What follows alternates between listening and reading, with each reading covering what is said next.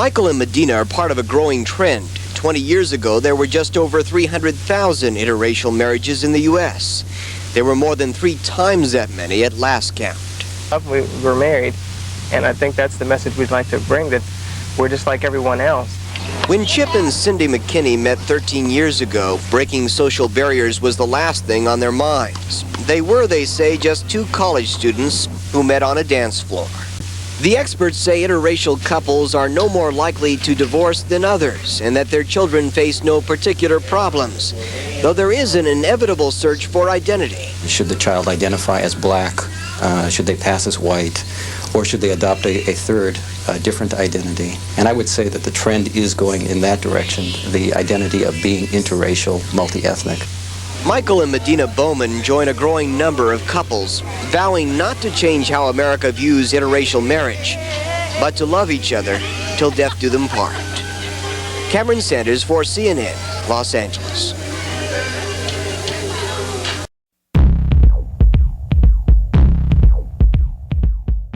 Because as all of you know, the census questionnaire is designed in such a way that there is no space to accommodate multiracial responses for multiracial families. You see, you're writing multiracial. If you write in multiracial in the other box, it will be coded as other. It will be coded as other. Yeah. Now think about other. Think about it. I can't tell you what to do, but I want you to think between now and April 1. Other doesn't benefit anybody. And if you're in that other category, then that's a number that's lost. No race gets credit for that number.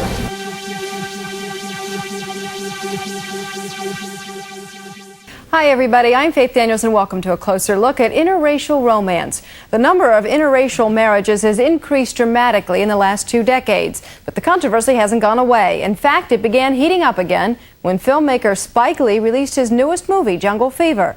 It's about an interracial couple. NBC's Diana Kuricki takes a closer look at why it has a lot of folks upset. I cheated on Drew. I thought you were gonna drop a bomb. I'm saying somebody. You two-timer? She's white. White! Man, you... Yeah, well, he's black. She's Italian. H-bomb. From Bensonhurst. Nuclear megaton bomb. 4.5 million readers, and I write the advice column. And the black women who write to me feel betrayed by these relationships. They say that somehow their lifestyle is threatened. Tracy and Steve seem to be happy. They seem to be in love. They've been together 5 years now. Do you think that black women look at them and are angry about their relationship? Well, I hear sisters in the magazines say that they've got to look at other options. They've got to look at third world men. They've got to look at white men. They've got to look at other options because they looked to try to find that suitable mate. He was not there, according to statistics, because there are more black females than males. So black women would be upset if a black man marries a white woman, but not the other way around? No, I'm not saying that at all. I'm saying that that is the reason she has taken on this option within the past 2 decades, because she didn't find the pool of men available to her when she got herself prepared for the corporate world or for the educational institutions. Tracy, what do you think about this? It sounds like love comes down to economics. Well, no. Well, I'm really confused with what she's saying because I wasn't searching through a pool of men, and since the black men were gone, I moved to the white pool. It was like life is too short, and love happens so infrequently. Okay. If you speak out against interracial marriage, does that make you a racist? No, aren't they transcending racism? No. If you speak out against interracial marriage, you're not a racist, especially if you have a mission in mind. We're back now on a closer look. There's a group out there ready to support the needs of multiracial families. It's called Multiracial Americans of Southern California, and the group's president, Nancy Brown, is with us today from Los Angeles. Nancy, why do you think so many people have problems with interracial marriages? I think that it stems a lot from fear. I think it stems a lot from the stereotypes and prejudices that have been showered down on us and come through in our families. But I think that a lot of people are ready to look at that and change. You've been married to a black man for 14 years now and have 2 kids. That's what do you right. say to people who say it's a bad idea to be married to a black man? I say that everybody has the right to choose what they want to do and who they want to be with. In my particular situation, we're very happy. My kids have a very strong identity that incorporates all of our cultures, and that's very important to us. Multiracial people don't want to deny any part of their heritage. They don't want to deny their blackness, their being Asian, Native American, or whatever. We want to celebrate it all and feel free to do that. Do your kids identify then with one race over another? Do they pass for white, as Allison was saying a moment ago? No, they don't. They're very comfortable with their multiracial identity. They will tell you that. And as far as I can see, they're happy, healthy kids. Well, that's always good. Do you think that there should be a box on a form when your kids fill out that form that says multiracial?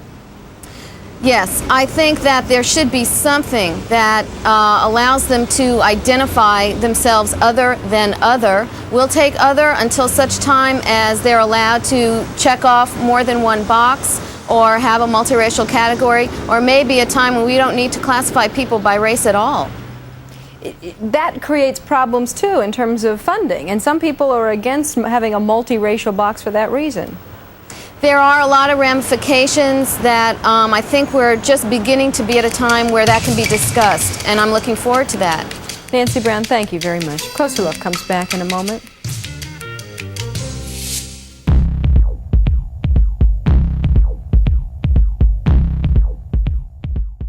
One of the things that MASC was involved with on the national level with OMNIA is we had members that spoke before the subcommittee of Congress on the census. Yeah. Because in 2000 was the first year that the census would take multiple checks without reclassifying. In the past, they would reclassify, you know, and decide who you were based on either their eyeball test or whatever. But because the census history. Today in LA, Sonia Crawford is live overlooking a multiracial Los Angeles. Sonia?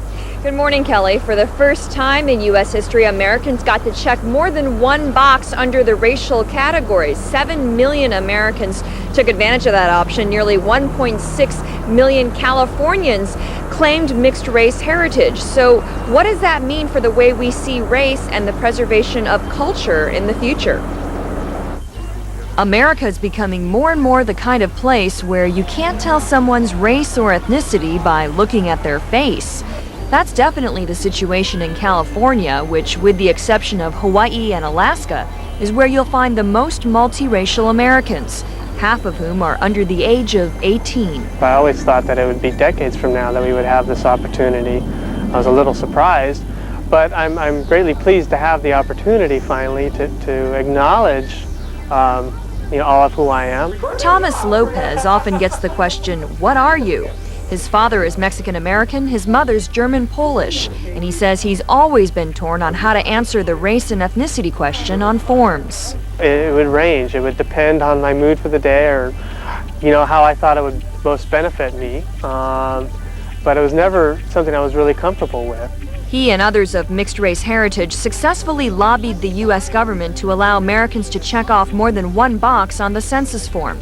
That made statistical analysis for the 2000 census a bit more complicated for demographers like Donald Myers. The question is, it does muddy the waters. It makes it a fuzzier estimate of how people are progressing.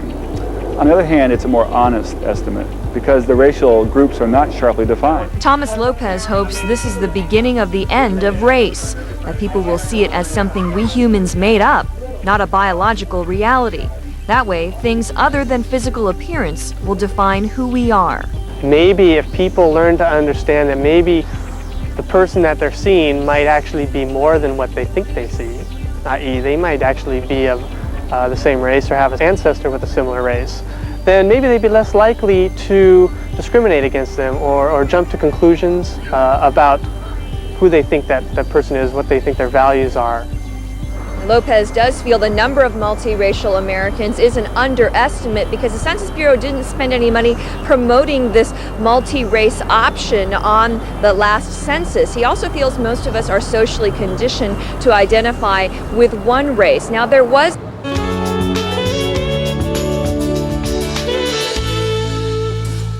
These days, American families come in all shapes and sizes. So to celebrate those differences, we're kicking off a month-long series called Mixed Blessings. You're going to have reactions from people. whether they're innocent reactions or curiosity or outright animosity. Mixed marriages have been on the rise for years. In 1960, less than 1% of Americans married outside their race or ethnic background. But the number has grown to currently over 5%. The children of those marriages, kids like Mark Rodriguez, can now trace their heritage to an ever-expanding list. Apache Indian, French, some German, and Puerto Rican. He says adults care far more about race than their kids. It was like that 30 years ago. Joanna, I told you, my folks, they think you're a colored girl. We can explain. You can? And even today, he says there is a generation gap. Muse's daughter saw nothing unusual in the new film, Save the Last Dance. In her world, it was just a story. In my world, it's a multiracial story. Perhaps in the next 5 years, we won't be having conversations about multiracial families and multicultural behavior. It'll just be behavior in America, and wouldn't that be great? But old biases won't easily fade. When Nancy Brown's youngest daughter was growing up, the reaction was almost always the same. People coming up and asking me these very questions. Oh, she's so cute, is she adopted? Oh, are you babysitting? And the last assumption being that I, in fact, was the biological mom. Today, Rochelle Brown is 16 and proud.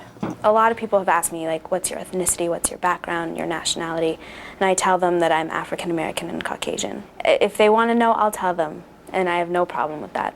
But until recently, those with multiracial backgrounds couldn't make that claim. To those filling out the 1990 census, it was either white, black, American Indian, Asian, or Alaska Native. They had to choose one identity over another and basically make an impossible choice. But the latest census allowed for 63 different racial combinations. It's very important because it's the first time that this population has ever been counted in the history of the United States. And it gives people like golfer Tiger Woods, singer Mariah Carey, and New York Yankee Derek Jeter a chance to celebrate their multiracial backgrounds. There's no such thing as a black person or a white person or an Asian person. That doesn't exist. It's political. It's purely political. We know it doesn't exist. But the fact that we in modern America still use racial categories so succinctly and so definitively is lessening our ability to open up our minds to who we are really. Obama is a biracial presidential candidate. People are saying, oh, you know what? I didn't know that his parents were white and black. For me, that's what being a part of America or North America is all about. A lot of people, you know, in these swing states and stuff, they're all saying, you know, I never thought about race before until he was running. And some people were actually saying, I never even thought about being racist before he was running, but the only reason that they can't vote for him is because they see him as a black man. I heard one man say, if he was white, I would vote for him. Is it racist to choose to vote for him only because he's black? Is that just as bad as not voting for him because he's black? I believe that the majority of us are still racist. I certainly am. As a mixed woman coming into my own in terms of feeling comfortable identifying as mixed and not choosing one race over the other, I make people feel uncomfortable all the time with that. I think the multiracial community is almost afraid to pump up too much or make too much a big deal of his multiracial background out of fears that it might hurt his candidacy.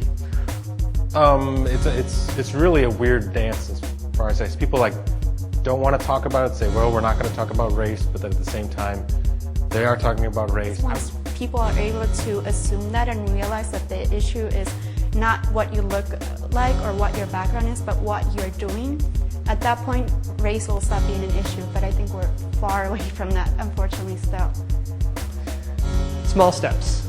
You know, progress is achieved incrementally, so hopefully we'll have a big incremental step in the near future.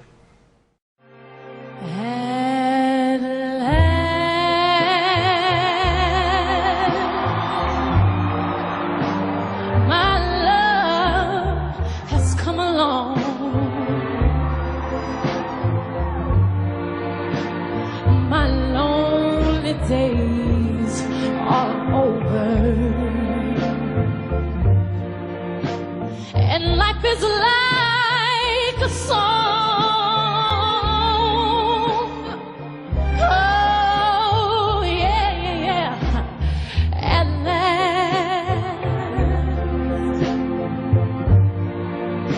skies above are blue.